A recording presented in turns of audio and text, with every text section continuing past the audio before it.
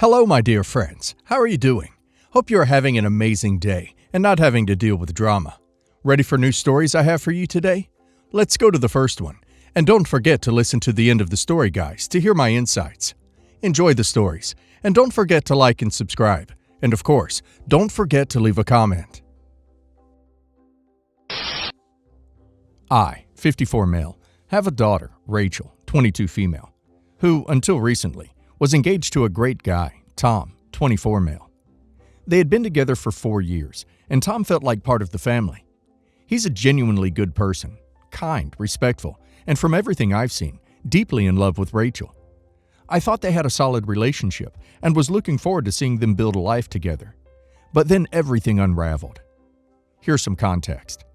Tom proposed to Rachel about a year ago, and he gave her a beautiful engagement ring that had been in his family for generations.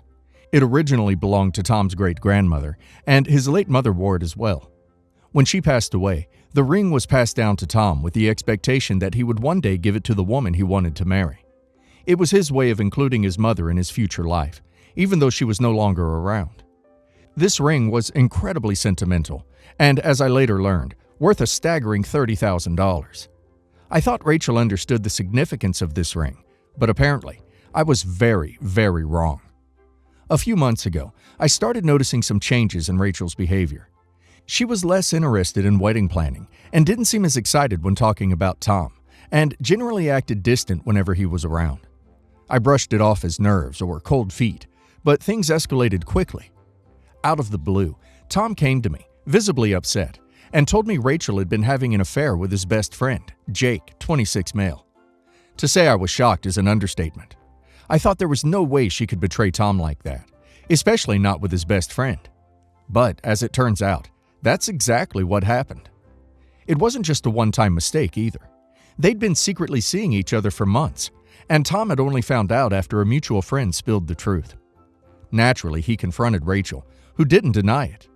Apparently, she confessed everything, even going so far as to say she felt alive in the affair, in ways she hadn't in her relationship with him.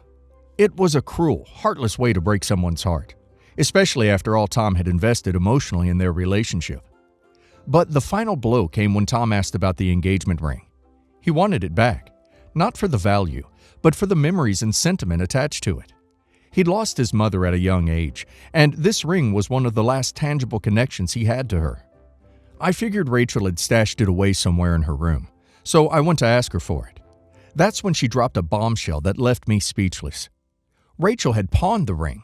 Not only that, but she had used the money to fund a luxury vacation to the Maldives with Jake. She'd taken a priceless family heirloom, something that Tom's mother had cherished, and sold it to pay for a lavish getaway with the man she'd betrayed him with. I was horrified. I couldn't comprehend how she could do something so heartless, so thoughtless, and so fundamentally wrong. When I asked her why she would do this, she shrugged it off, saying the ring was just a piece of jewelry, and that she wanted to treat herself to something fun. I don't think I've ever felt that kind of rage before in my life. I was furious, not only for Tom, who had been cruelly betrayed, but for the callousness my own daughter showed. She had been handed a symbol of love, family, and legacy, and she had thrown it away like it was nothing. I couldn't believe it. The person standing in front of me felt like a stranger, not the daughter I had raised. That night, after cooling off a bit, I made a decision. Rachel has a substantial college fund saved up. Over the years, I'd set aside money to help her with her education and make sure she had a solid financial foundation to start her life. The fund currently sits at around $40,000, more than enough to help her get through college or pursue other educational opportunities. Well, I decided that Rachel was going to have to face some real consequences for what she'd done. I contacted Tom, apologized on her behalf, and told him that I'd like to give him the money from Rachel's college fund to help compensate for the loss of the ring. I figured it was the least I could do for him after what he'd been put through. Tom was shocked, initially refusing, but I insisted. I told him he deserved it, especially since Rachel had stripped him of something irreplaceable. Eventually, he accepted, and I transferred the money to him. When Rachel found out, she was livid. She screamed at me, calling me all sorts of names, and accused me of ruining her future. She said it was her money and that I had no right to give it away, especially not to her ex-fiance. She claimed I was taking his side and that I had no idea what their relationship was really like. She also made some ridiculous claim that Tom had never made her feel appreciated and that Jake gave her the attention she deserved. I told her that as her father, I had set up that college fund with the intention of helping her build a better life, not fund her betrayal and selfishness. I explained that actions have consequences, and this was her wake-up call. I told her that she needed to grow up and take responsibility for her actions, especially when they cause harm to other people. Since then, Rachel has completely cut me off. She refuses to answer my calls, texts, or any attempt I've made to reach out. She's even told other family members that I've disowned her and that I'm trying to ruin her life out of spite.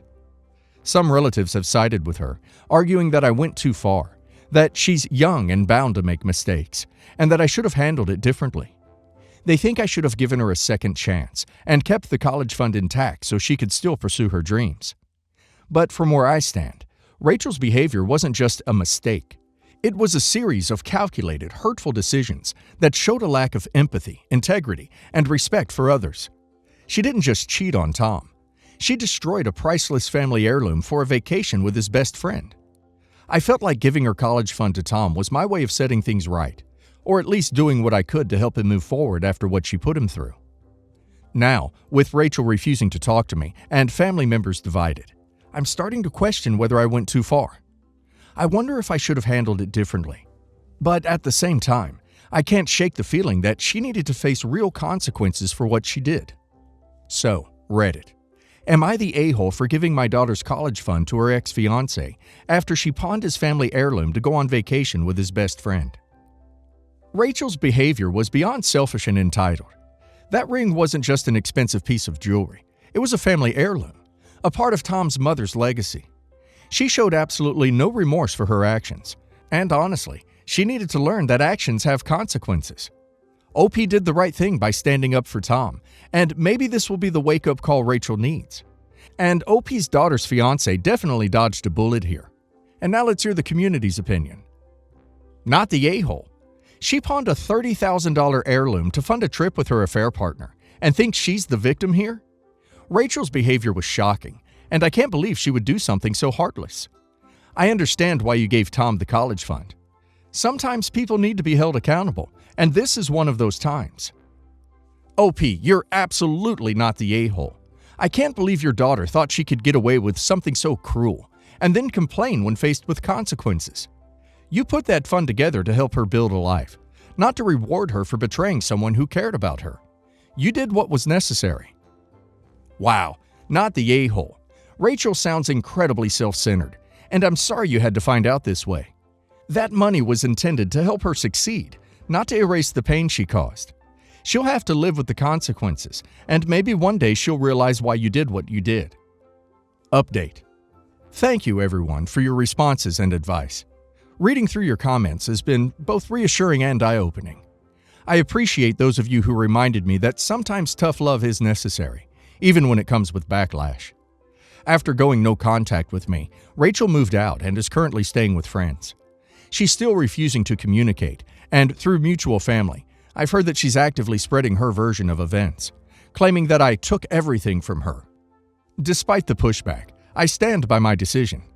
While it's painful to have my own daughter resent me, I know that the college fund was intended to support her growth and success, not to reward the kind of betrayal she showed. As for Tom, he's expressed his gratitude several times, saying that the money has allowed him to start fresh without feeling the heavy loss of his family heirloom. He's cut ties with Jake as well and is working on rebuilding his life. He's even reached out, offering support, which is incredibly kind, considering the circumstances. I wish things had turned out differently for him, and I'm grateful that he's managed to take this painful experience in stride. While the situation with Rachel remains unresolved, I've come to terms with the fact that sometimes consequences have to be faced head-on. I hope that one day she'll realize that my actions weren't meant to ruin her, but to remind her that actions have repercussions. I know I may never be forgiven, but I'd rather face that than let her continue on this destructive path unchallenged.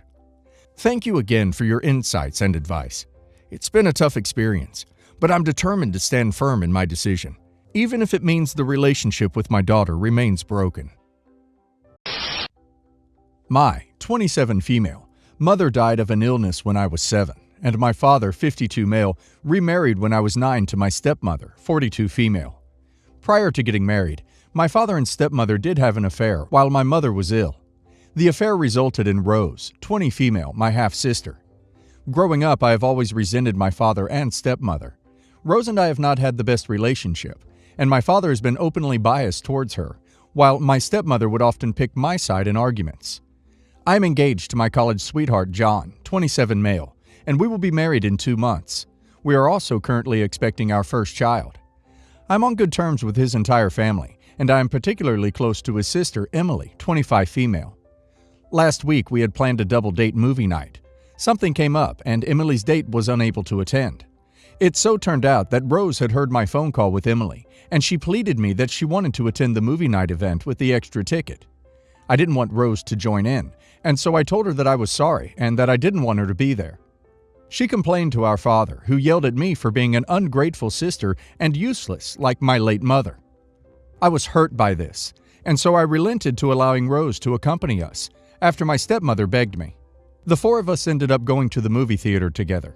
During the middle of the movie, I felt incredibly nauseous and hence left to the woman's restroom with Emily. Afterwards, I decided to take a walk to feel better, and Emily said she wanted to give me company. Although Josh asked me if I needed him to come, I told him he could enjoy the movie. After the movie was over, Josh pulled me aside and said that after Emily and I left, Rose had been flirting with him and tried to kiss him multiple times. He told me he was annoyed and uncomfortable, and this only made me feel angry. The next day, I slept over at Josh's house. I yelled at Rose for behaving inappropriately towards my fiance, to which she responded, "Maybe I'll be the one marrying him." To which I responded, "What else can I expect from you when you're the daughter of insert mother's name?" My father screamed at me for insulting his wife. My stepmother started crying and said that she loved me like her own daughter and would never expect this coming from me. Am I the a-hole?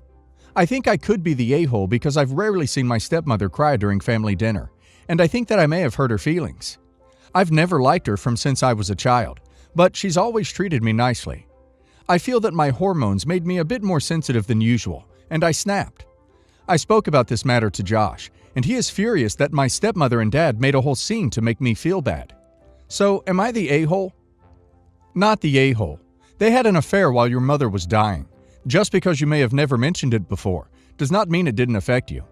Rose and her mother were called out for their behavior and are now mad over facts. Don't want to be called out for immoral acts that impact other people? Don't commit them. I'm going with not the a-hole with the reason that your father insulted your deceased mother and then got offended when you insulted your stepmom for the actions they've both done.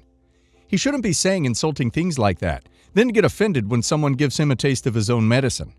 As well as in terms of your stepmother, feeling offended and crying. That doesn't take away from the fact that she hooked up with your father when your mother was fighting for her life. When your father should have been by you and your mother's side. My stepmother has always been nice to me, but I figured it's probably because she feels guilty for having an affair with my father while she was acquainted with my mother and I. For reference, she was my father's secretary. Despite my dislike for her, I've decided to apologize. Update. Following the incident, I decided to apologize to my stepmother, after avoiding her for 2 days. I said that I was very frustrated with my sister Rose for acting disrespectful and inappropriately towards my fiance, and that instead of taking out the anger on Rose, I ended up taking out the anger on my stepmother. I did, however, ask her to tell Rose to stop behaving in such a crude manner around my fiance, which we both feel is uncomfortable. Her response to that was, "Rose is only a little girl, so she's probably just playing with you. Don't take this too seriously. Your sister is a very kind person." I was a bit taken aback by her answer, because I don't know if Rose is putting on a facade in front of her mother, or if it's my stepmother who's really acting. Following this conversation, I gathered my entire family and informed them that my fiancé and I had made a decision regarding our wedding. I told them that I was not going to invite them to the wedding. I also said that I had already spoken to my fiancé's family about this, and my father-in-law has agreed to walk me down the aisle. My dad was very enraged by this, and he said I was an ungrateful daughter for not letting him walk me down the aisle. Rose said that I was a cruel sister for not inviting her to the wedding, and that she had wanted to be my maid of honor. My stepmother looked very disappointed, and said that after our conversation today, she thought we had resolved everything between us. She told me that after my mother died, she thought that I thought of her as my second mother, but she now knows she was wrong. I told her that no matter how nicely she treated me, no one can ever replace my mother. To that, my father yelled at me for being an ungrateful daughter, yes again, and he told me that from now on, I was no longer his daughter and that I was not going to receive any inheritance. He told me to get out of his house, to which I replied that I would be moving out in 2 days. I was incredibly frustrated with this conversation overall, and I left to my fiance's house. There, I was warmly greeted by my mother-in-law, who offered to make me a meal. I spoke about my plan to move out in 2 days, because I was pretty much kicked out. My mother-in-law said that I would always be welcomed and loved here. She told me that she was glad that she has another daughter to take care of, and gave me a hug. I started crying, because those were just the words I needed to hear after a terrible week. I thanked her for being sweet to me and hugged her back. Overall, this incident made me realize that perhaps I would have been much happier if I'd moved out of my house a while ago. I, 30 male, am my divorced father's only son. My dad was the best dad ever. He never missed visitation, always paid child support, loved unconditionally, and taught me every life lesson I know. He was also very vocal to everyone, including his friends, past girlfriends, and my current stepmother, that I was the most important and most loved person in his life. I appreciated it and felt the same way my entire childhood, but sometimes it was awkward for my stepmother. While I was in college, he developed a life-threatening cancer and wasn't given much time to live. Now in this state, if a divorced and remarried spouse dies without a will, his or her surviving children get everything. So naturally, my stepmother was very adamant about his need to get his affairs in order and create a will. To my amazement, he did, and when he died, he left her everything. Now, fast forward 10 years, and she has recently gotten sick and created her own will, leaving everything to her new live-in boyfriend of 2 years. The house, land, farm, everything my dad worked 3 jobs for while she stayed home, all of it. I read the will, and not only me, but my children, her grandchildren, whom she loves and sees often, is nowhere to be found. I was completely shell-shocked, so I consulted a lawyer, and he found something. My father did not just create a will leaving her everything. They created a joint will together, where I inherit everything after they both die, a detail she omitted, and it's contractual. These kinds of wills, which don't happen often, can't be changed, especially after one spouse dies, probably for obvious purposes. Now her boyfriend is very excited about her will and is starting to develop the land and improve the house. I am very excited as well. So tell me, am I the a-hole? Not the a-hole. Also not a lawyer, but that's who I'd contact, because he will own all the materials. I don't know how that will fly for you. If anything, I'd bring this up now and make sure nothing goes further until you know all the details legally. Yes, would be the a-hole. Get the will stuff settled, and don't let him continue to improve the property uninformed, unless you really want to cloud the picture in the future, because you could create legal problems for yourself down the road. Your beef is really with stepmom, not him. Once he's been informed of the binding will, and they are binding, my grandfather had one as well with his second, much later in life wife, so his property went to his children, not hers, and vice versa. Then his improvements are being done while informed if he's still doing them. My daughter's wedding was last October. My wife, her stepmother, is a hairdresser, so my daughter asked her to color her hair. My daughter is naturally blonde and wanted even blonder hair. I don't know what went wrong, but my daughter's hair got damaged only 10 days before the wedding. It was a complete disaster, and most of her hair has since been cut off. Come to find out, my daughter had done some hair treatment a year prior, and it reacted badly with the hair coloring. My daughter is adamant she told my wife about it, but my wife says that's not the case. My daughter was understandably distraught, but she started accusing my wife of doing it on purpose. I know it was a bad situation, but my wife has never been anything but kind to my daughter, which is why I married her in the first place. My wife was inconsolable when it happened. She apologized over and over. She bought a $1,200 hairpiece for the wedding, and we gave the photographer another $1,000 to do retouching on my daughter's hair to make it look perfect. It wasn't ideal, but we didn't know what else to do. My daughter was uncomfortable throughout the wedding and confronted us at our home a few days later and screamed at my wife for ruining her wedding. My wife was literally unable to sleep, so we wrote my daughter a check for everything the wedding cost, hoping that might help us come together again. But it has not helped at all. My daughter continued to tell everyone my wife did it on purpose. My wife's business was flooded with bad reviews by my daughter's friends, and she had to shut down last January. My wife has since become very depressed and withdrawn. 2 months ago, my daughter sent out around 50 wedding pictures in a WhatsApp group that has over 30 family members, and my wife was not in any of them. Someone commented about it, and she responded with, "I don't need my dad's witch wife in my wedding pictures." I admit I lost my cool and wrote the following message. "That is enough. Sarah has been beside herself over this. She has apologized more than 100 times, and the money we gave you to pay for your entire wedding was half from her too. That was money we were not able to spare, especially now. I'm sorry things happened the way they did, but it was an honest mistake.